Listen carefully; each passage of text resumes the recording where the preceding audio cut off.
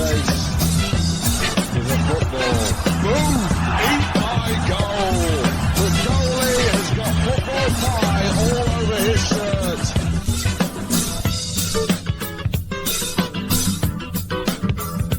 Welcome to this episode of the Down the Pub podcast. We're back. I've been away a little bit, and we haven't had a chance to talk about some of the good games that have been going on. So I'm pretty excited to get to talk about last Friday's Shenanigans, and obviously Gary's here with me. How's it going, Gar? Good, mate. Good. And I mean, I'm not looking at a human being right now. I'm looking at a giant pint of Guinness with two little eyeballs stuck to the front of it and a greying beard at the bottom of it. You're not a man anymore after that Dublin trip. You're liquid. I'm pretty much. I'm like the guy from Terminator 2. I'm just like liquid Guinness at this stage. Man, it was crazy. Like we on the Monday before we came back, we went to the Guinness factory, and normally the tourist thing to do is to just go and have like 2 points, 1 or 2 points.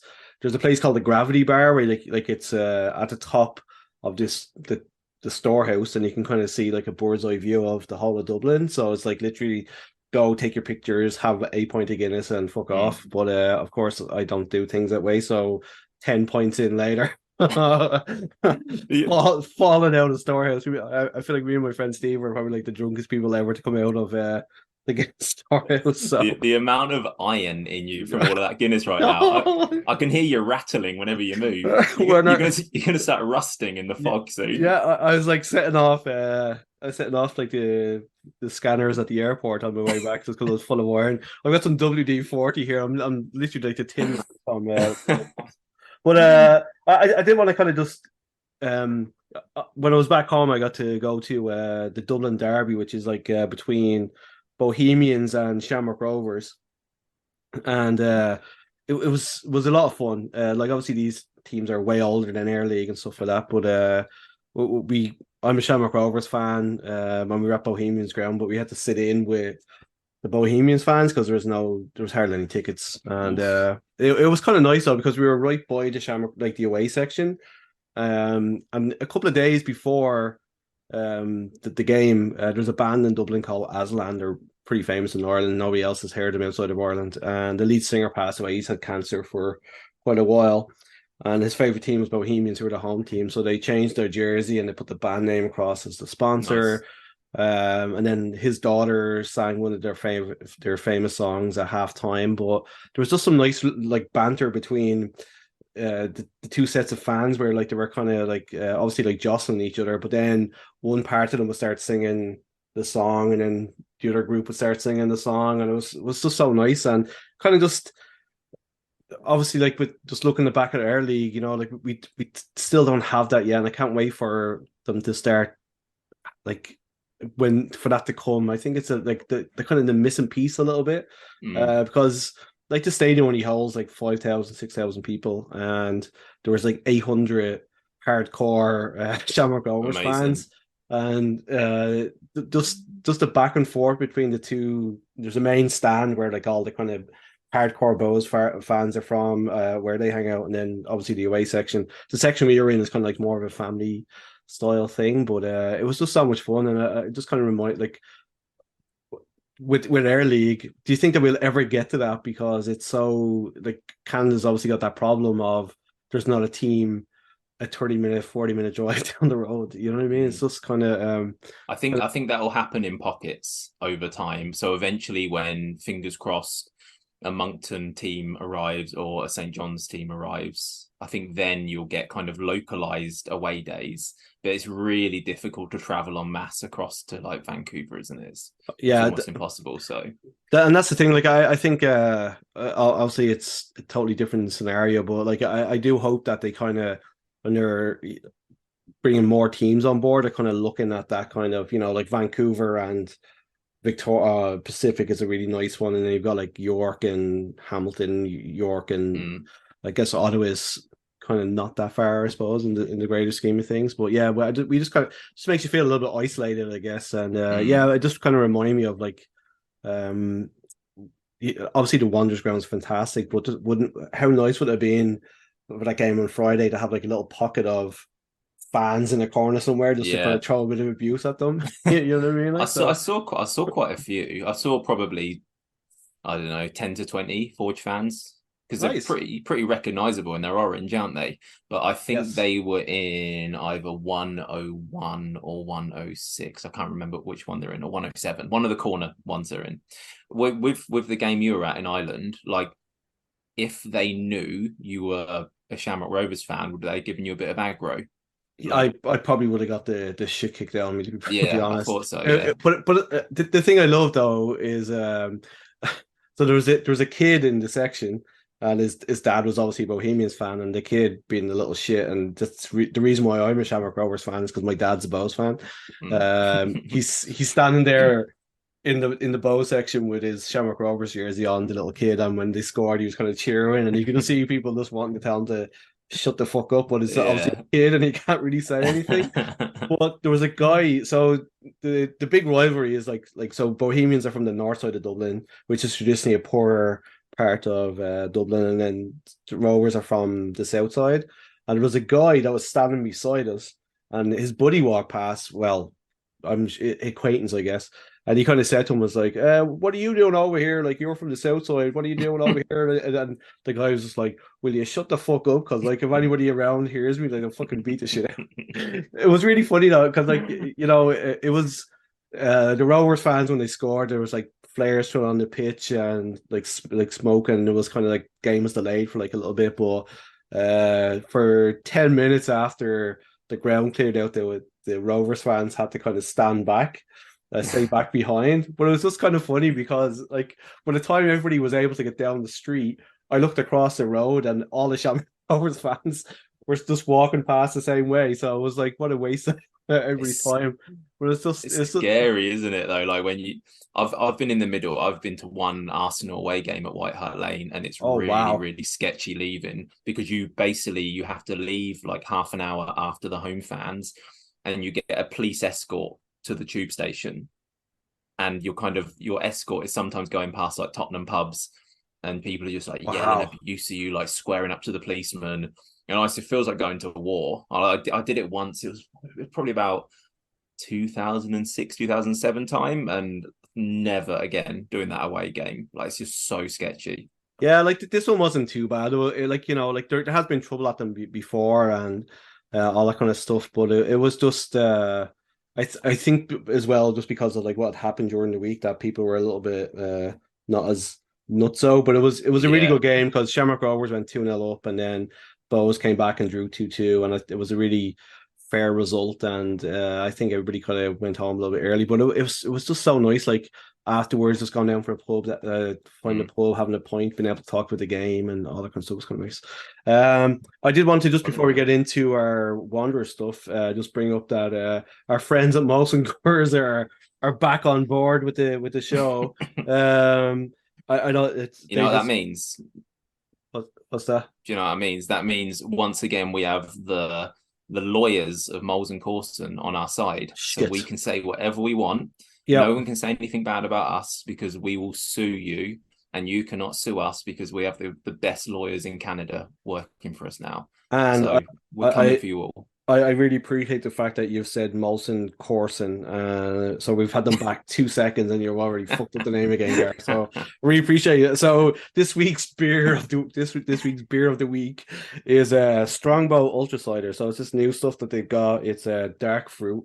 It's 90 calories, which, after my trip to Ireland and eating as much chipper food as I could, it probably will help me out. But this isn't something I normally drink, so let's give it a try and see what the story is. Oh, get the little listener. I'm watching a man drink a small can of Strongbow. His face is a picture of joy and delight. What's the review, Ant? It's all right. It wouldn't be something I'd go into a pub and order, but I can imagine, like, and obviously not to saying this because I'm also scored, but I can imagine like sitting out on a cold day or a hot day and just having one or two of these and then moving on to something a bit normal. But yeah, it's okay. Watching you sample the product of the company that sponsors us then just made me incredibly relieved that Manscaped have never decided to sponsor us, because I'd have to watch you using their product. Oh, Jesus Christ. Just see me shave down the pub into it. Yeah, anyway. All right. So let's move on to the crazy shenanigans of last Friday. I know that I missed the York game, I said, which was the 2-2, which I had to watch on an iPad in Glasgow, in my hotel room, and I fell asleep because it was kind of late, and then my buddy woke me up after the Wanderers had equalized. So yeah, it was kind of nice. But yeah, so unfortunately I couldn't go because I was just back and had to spend time with the kids. I just kind of want to get your first of all, before we get into like the lineups and all that kind of stuff. What was the atmosphere like at the game? Because this was like one of the first, or probably the first kind of evening game we've had. So, what was the atmosphere like at the game? Excellent. Yeah, one of the best I've ever experienced there. We've been building a bit of momentum lately, and you can see that the fans are really starting to buy in with what the team is doing on the pitch. And one thing I've noticed, and I think it's something they've definitely talked about and they've definitely discussed and they've started to do, is before the game, Zach Fernandez, Thiago Coimbra, a couple of others will turn to the main stand and actually like kind of lift their arms up and get the crowd going and get them noisy. And I think it's really good that they're doing that, because there have been some games where everything feels a bit kind of passive at the start of the game from the stands. It's almost like people are waiting to be entertained and waiting to have something to cheer about. But by kind of setting the tone that early on by having players do that, it instantly creates this sort of like rabid atmosphere. And then the first challenge goes in and the crowd are really on top of it as well. And that just snowballs and snowballs, and it sustains the atmosphere throughout the game. And what we need to do as supporters is kind of really, really feed off that, because, and I've heard Patrice talking about this a few times in interviews, and a couple of players have alluded to it in social media posts or whatever, this idea of re-establishing the grounds as a fortress. And I think it took some time to get over some of the heavy losses of last season, and then the York defeat a couple of months ago as well kind of took us back a couple of steps. But now we've won 3 in a row at the grounds for the first time in our history. Now the football's really good. Now we're looking good. Now we're looking really, really strong.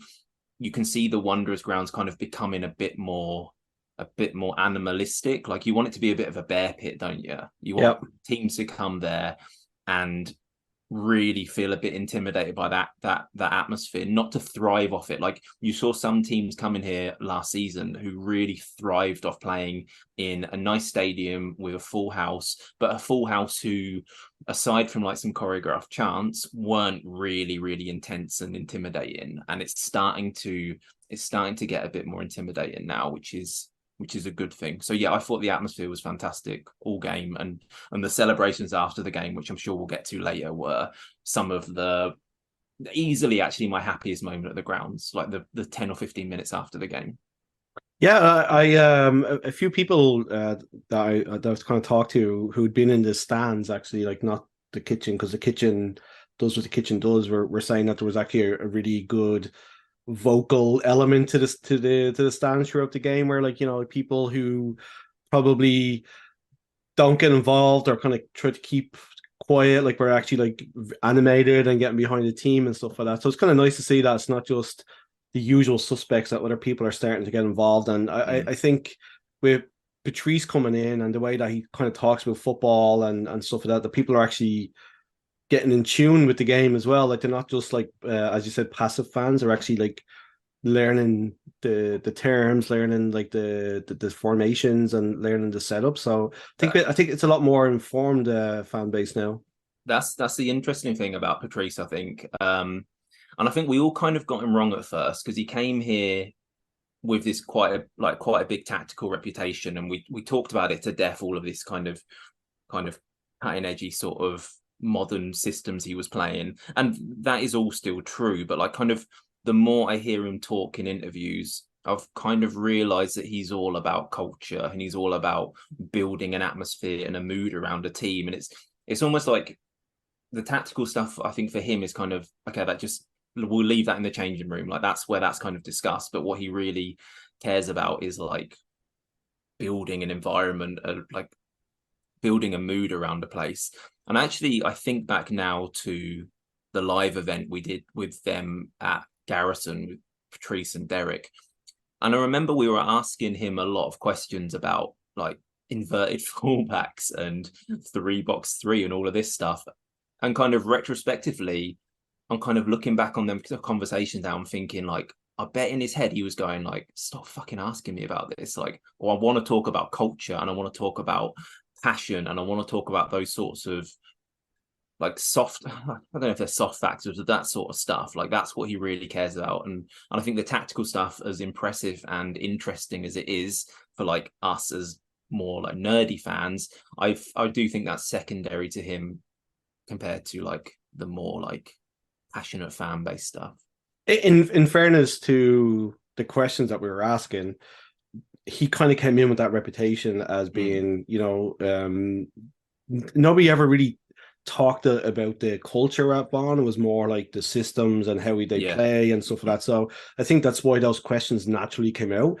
But I definitely have got the feeling or the sense, like from his post-match interviews leading up to his pre-match interviews, it's all about, especially the home games, where it's like about building the atmosphere. Because we all know like the grounds originally was always a kind of a fortress, or people were not afraid to come here, but it was always like a trip that was always a little bit intimidating, as you said. Whereas after what happened last season, we kind of lost that edge, and I think towards the end of the year, people were just burnt out, and we're getting that back again. Where even just from watching on TV, you could feel the electricity, you know what I mean? I know it sounds kind of weird, but like it was definitely like it was definitely an electric feeling, even just like from watching on TV. So I definitely, you can definitely feel that we're getting back to where we were with everything. It's the connection between the players and the supporters again. That's the big thing I've noticed over the last month or so.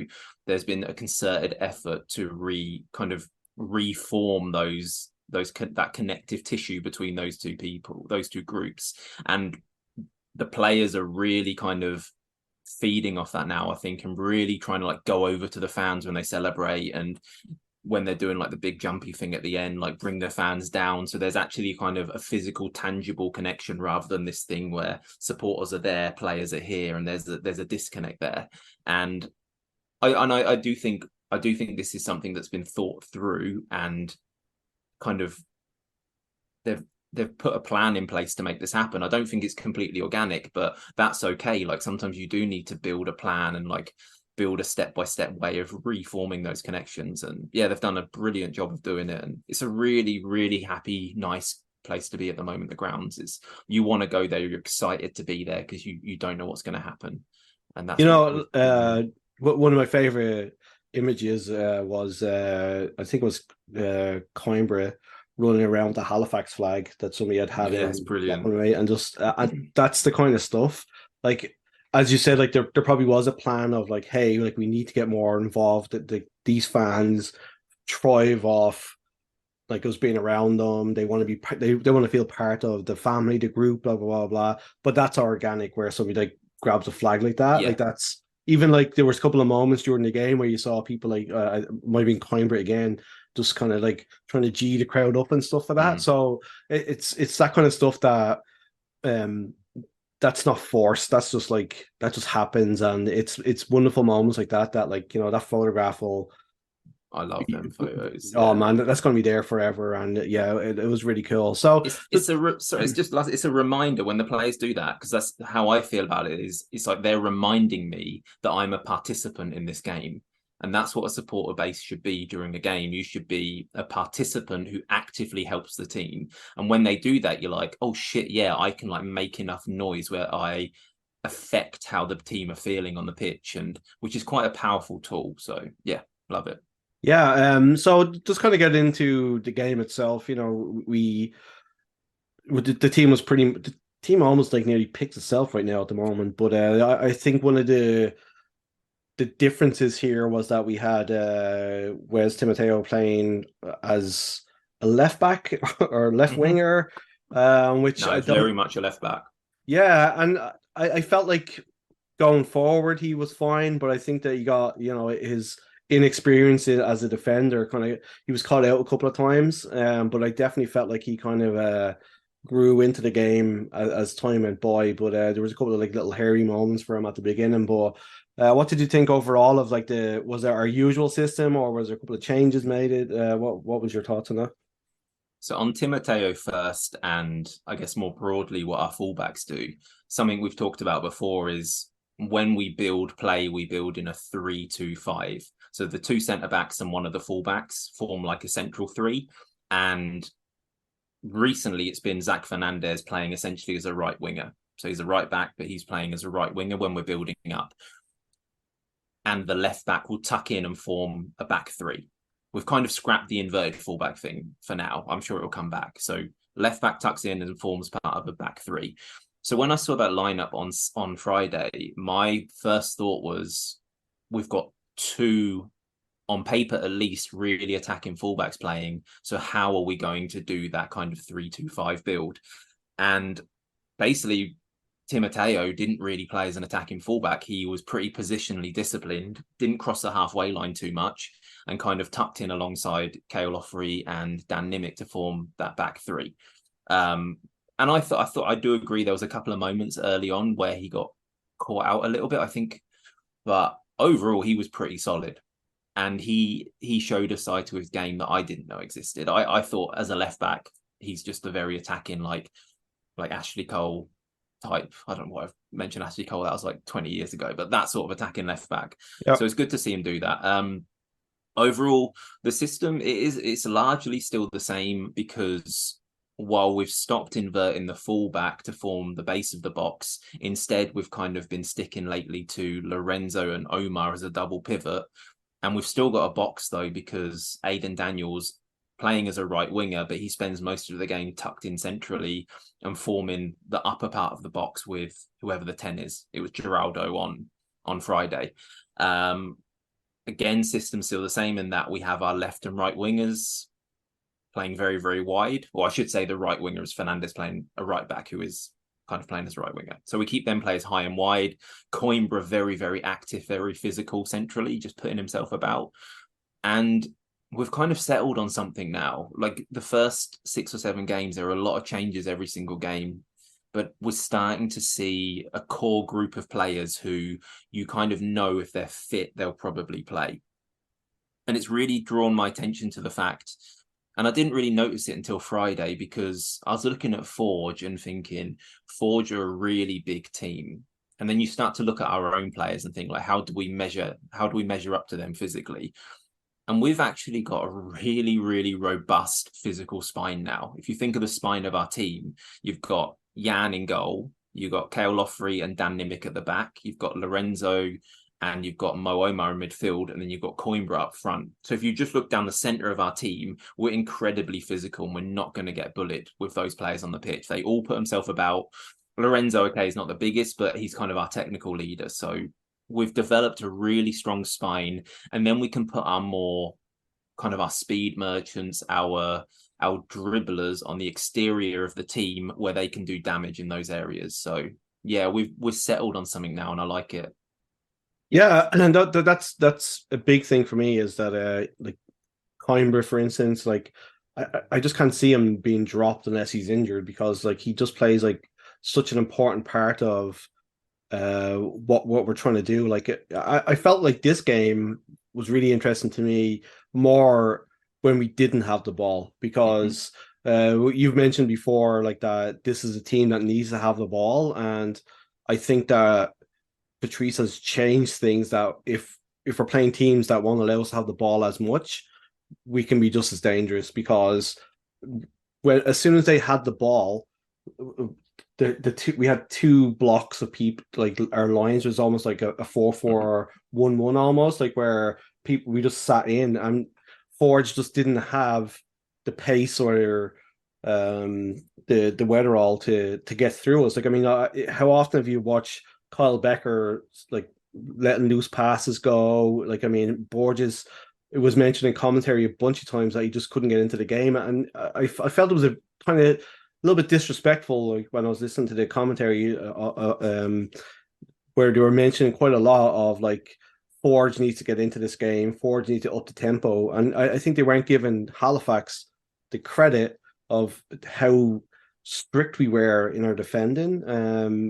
As soon as they got the ball, we were into our lines, into our formation, and we just kind of they just couldn't get through us. And I think Patrice has to be applauded because at the start of the season, I think that he was so wanted the system that he had to work that like he was kind of ignored, like it was all his formation or nothing. Whereas now it's like when he's able to change it up enough that when we're playing different types of teams, we're changing the formation to match or the way we the style that we have to match the teams we're playing. So it was really interesting to watch how little their good players were able to get into the game, and I loved every second of it. Yeah, our defensive blocks really strong. Like we've talked before about contrasting and contracting and contrasting. So as I said, when we're attacking in like a 3-2-5 shape that's very, very wide, making the pitch really big.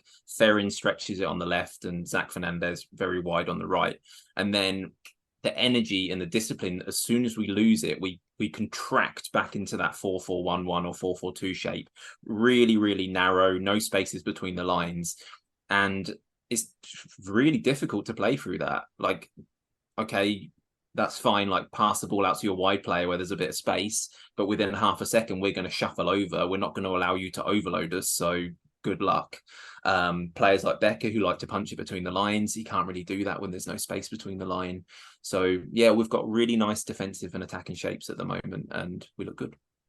I find with Becker when you're playing Forge, and you see him kind of move from being like an 8 to dropping deep to trying to be a 6.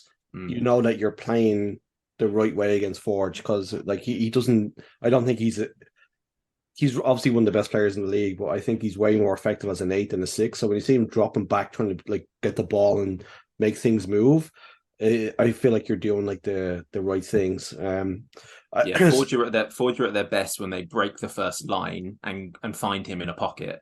And if there's no space in that pocket and he's dropping deep to kind of do deep line quarterback stuff, then you've given them a question that they can't necessarily answer. I kind of just for the goal, like like Farron's goal, obviously, like it was. I think Derek had said that the goal we scored against York was the best goal he's ever seen the Wanderers score. This is right up there. I think the pass from Dan Nimick and the control from Farron and the goal were like just phenomenal. But what did you think of the goal? And secondly, like we kind of mentioned a few times about Dan Nimick's ability to hit these kind of balls, and I've talked to him, and he's kind of like, I try not to hit them too often because obviously like teams are watching it, but he's just got like such a like we talk about Lorenzo quite a lot about like his wand of a foot. This guy is like unbelievable. Yeah, it was.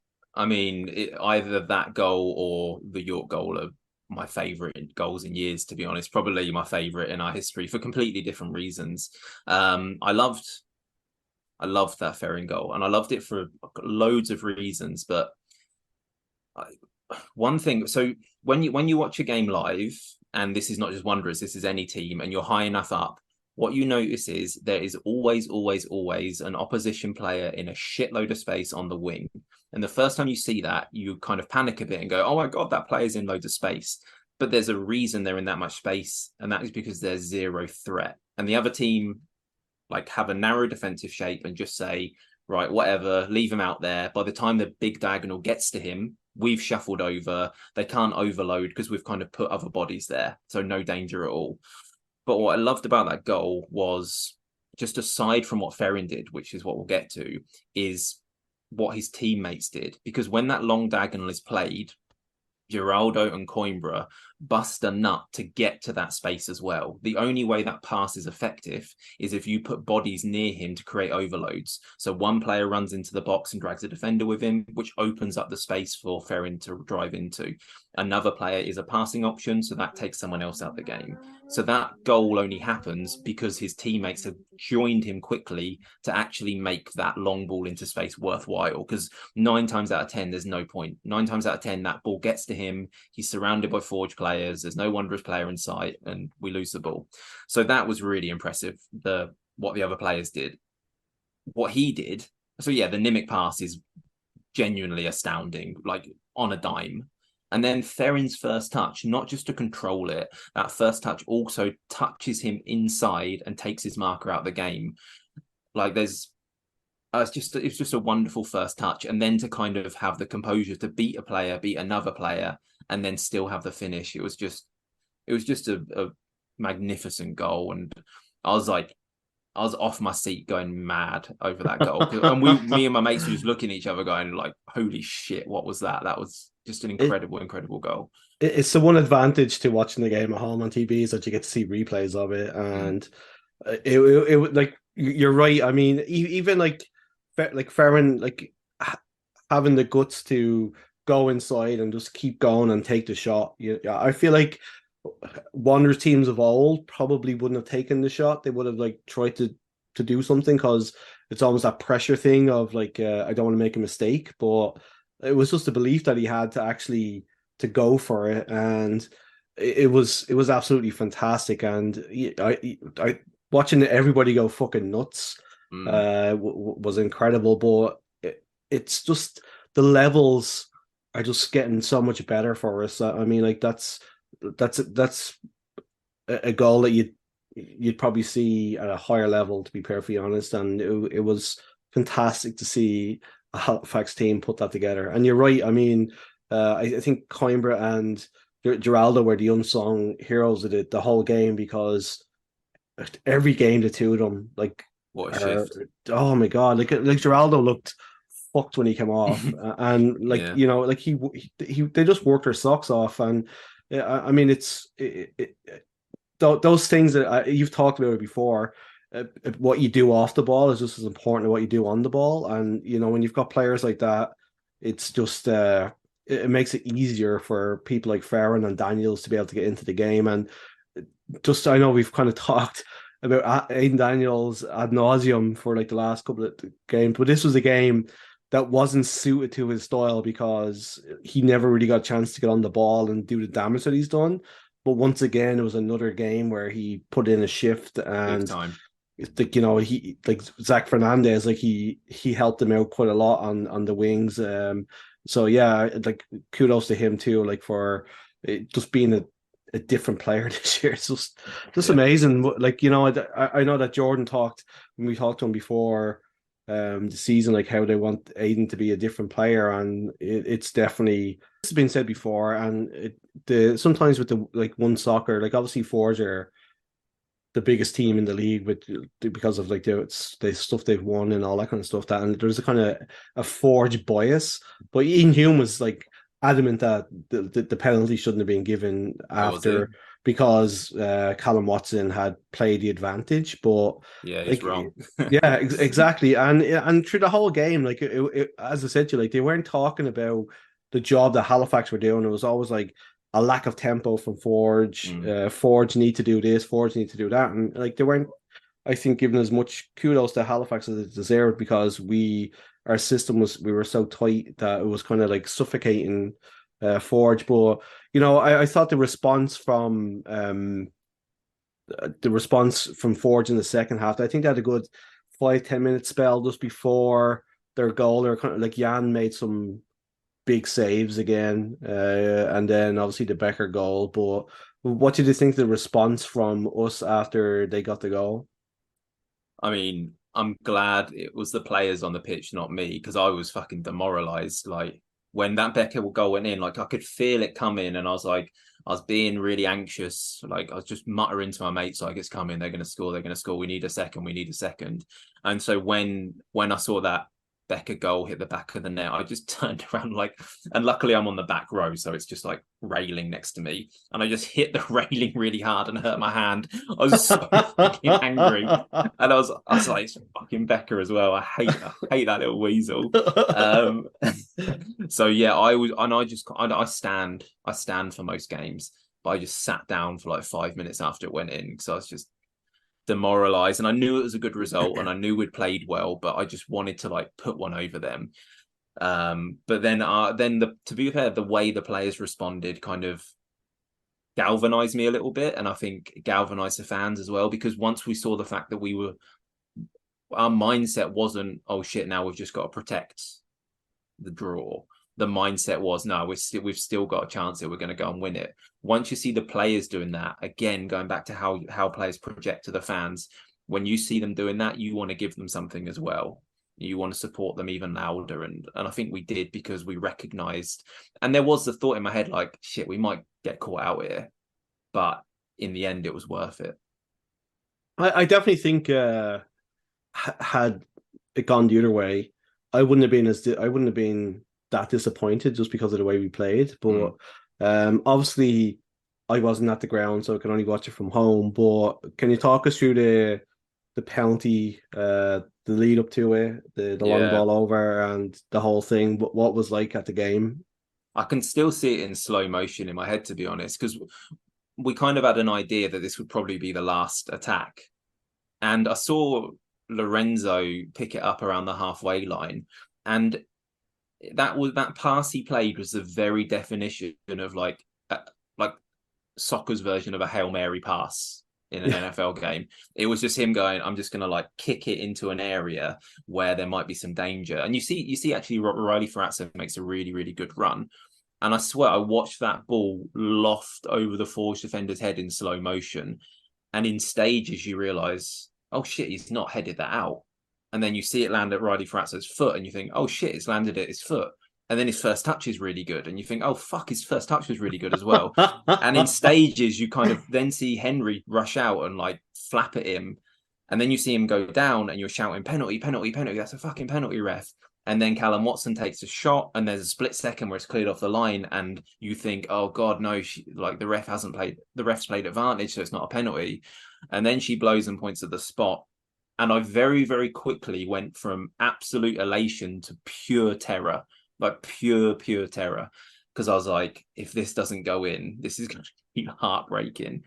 And the gap between the penalty being given and the penalty being taken, it was probably only about 5 minutes, but it felt like an hour and a half. And we like the two guys I was sitting with, we were just kind of like, not really standing still. We were just like had a lot of nervous energy, so we were like turning around, looking out at the fucking horses over the road, like, oh no, he's gonna score, no, he's not gonna score, and like, oh fuck, is that Nimick? Nimick's picked the ball up, our centre back's taking the penalty, and all of these kind of things happening at once. Forge players being a bit aggro, like trying to like rough kick up the penalty spot. Zach Fernandez and a few more getting in their faces about it. Then finally it clears and Nimick's stepping up to take it. But then I think the ref made him like rearrange the ball or something. So you're like, oh my God, this is going on forever. This is horrific. This is torture. And then like blows the whistle.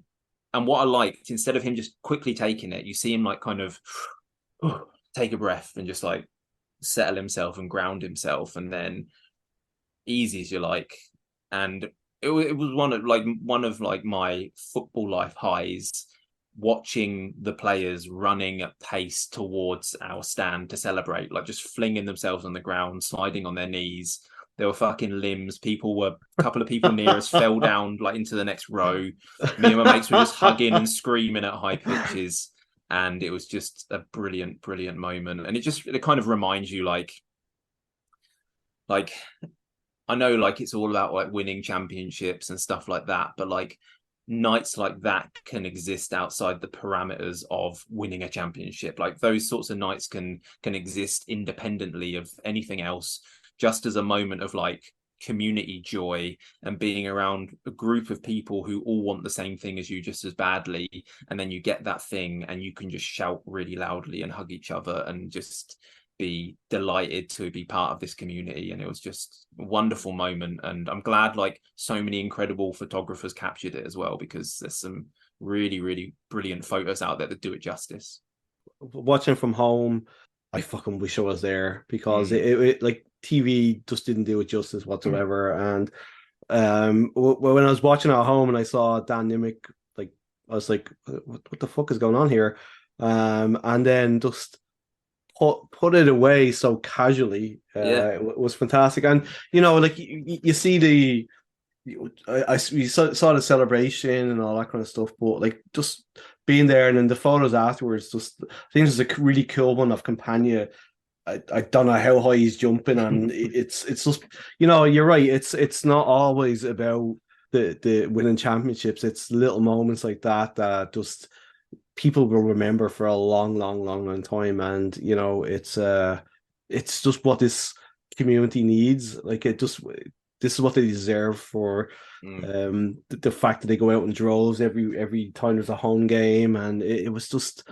Yeah, it was just so nice to see. I think Lorenzo's celebration like summed it up, and the few photographers captured him really well. Just like primal, just yelling to the sky, like just I woke up the next day and I opened up my Instagram and I was like, I had a massive hangover because I got home.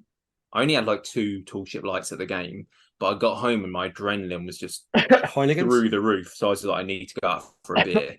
And just to like kind of ground me and settle me down a bit, because I was like throbbing with adrenaline.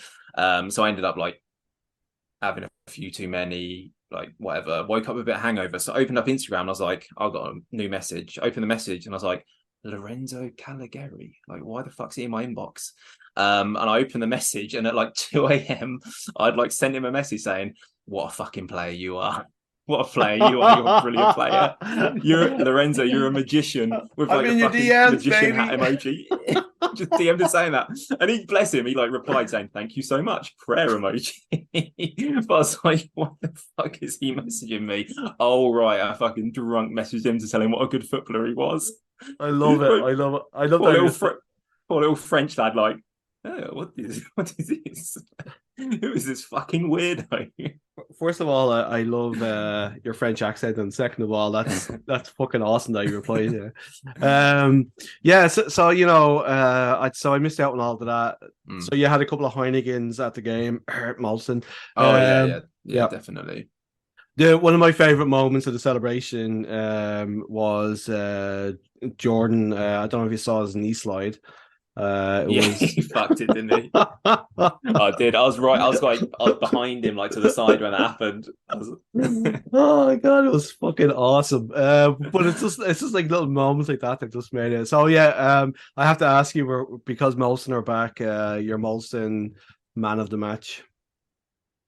I'm split between Dan Nimick and Massimo Ferrin, and it feels like we're only saying those because they were the goal scorers, but Ferrin, I think we've given Nimick a couple, so I'm going to say Ferrin for this. I just thought he was a constant threat, like so positive, driving forward every time he got the ball on the left, kind of being on his own sometimes against 2 or 3 defenders and still like making stuff happen. So yeah, Ferrin. I agree. It's I thought he was probably his best game for us so far, and you can definitely see that there's more to come. So yeah, good for him. Glad you made a jump from League One to the CPL with Halifax. Just a little bit of a couple of little items before we finish up here. Morelli back at training. Pictures today. He's wearing the number 11. How cool was it to see him back out there kicking the football? Amazing. Yeah, so happy, and I just hope it went well for him today. Like I hope like even though he was probably a step or 2 off everyone else, I hope he still felt good in his body, and yeah, it's going to be, I'm so interested to see where he fits into how we play. Like I can't wait to see what the coaching staff have cooking for him and how they fit him in. So that's to be decided, but really looking forward to finding out. Yeah, it's going to be interesting to see. I'm glad he's back. I don't think that he's a selfish player, and I think that we're really lucky to have him. I Mate, wish I wish you could say the same, but obviously you're a hater. I love him to bits. I love the man to bits. I've been his biggest supporter for years. I just didn't think he was coming back, for the record. But I'm really happy he is. He's going to be there on Saturday, isn't he? The under Yes. 23 game. So, yeah, we'll see him. Oh, well, I'm not going to see him then, just in case he believed you saying things like that I've been hating on him. So I'm not going to see him because he's into jiu-jitsu and stuff, isn't he? He might. He put me does in a an lot of armbar. he does a lot of MMA stuff. So are you going to go to the game on Saturday? Yeah, definitely. Yeah. You? I'm going to try. It all depends on if I can get somebody to watch the boys. So just speaking of the under 23s, were you surprised to see Fumpa down with the under 23s? Not really, because he's been on the periphery of the team. So you kind of want competitive minutes in his legs, not just training minutes. So he is ready when he comes in. And I actually thought his cameos recently have been quite positive. So I think he's definitely a right back in Patrice's system. He's not a right winger that inverts. He's definitely a right back. So it kind of gives us another speedy attacking option at right back if Fernandez can't play. So yeah, wasn't too surprised. When you said his cameos are really positive, I thought for a second I was like, oh, that website. Yeah, it's like he's doing like paid videos. Oh god, 30p for a video, 30 cents. Sorry. So just getting into a couple of questions here just before we finish up. So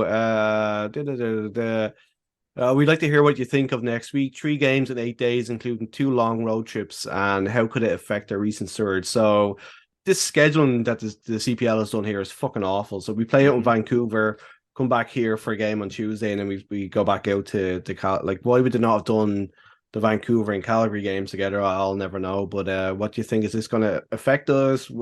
How would you play it? There seems to always be a little run of fixtures every season where you're like, Jesus Christ. Like, I'm sure it's a really difficult job to like do these schedules, but you just think, fucking hell, like you could have made everyone's life a lot easier then. The thing I'm disappointed about is that normally when we play away on the West Coast and when teams play away on the West Coast, teams play away on the East Coast, the home team has a big advantage. But we don't have that advantage against Pacific on Tuesday because we are also traveling back from the West Coast. And that's really annoying because Pacific are a good team. So I'd quite like all the help we can get to beat them. And under normal circumstances, I think we would definitely beat them, but it's a bit more 50-50 now. And it definitely helped York the last time because York had played out west. I think it was Pacific they played, and they came in here for a week and they beat us 3-0, and I think it really helped them. But that's us. Yeah, you're right. It's definitely going to affect us.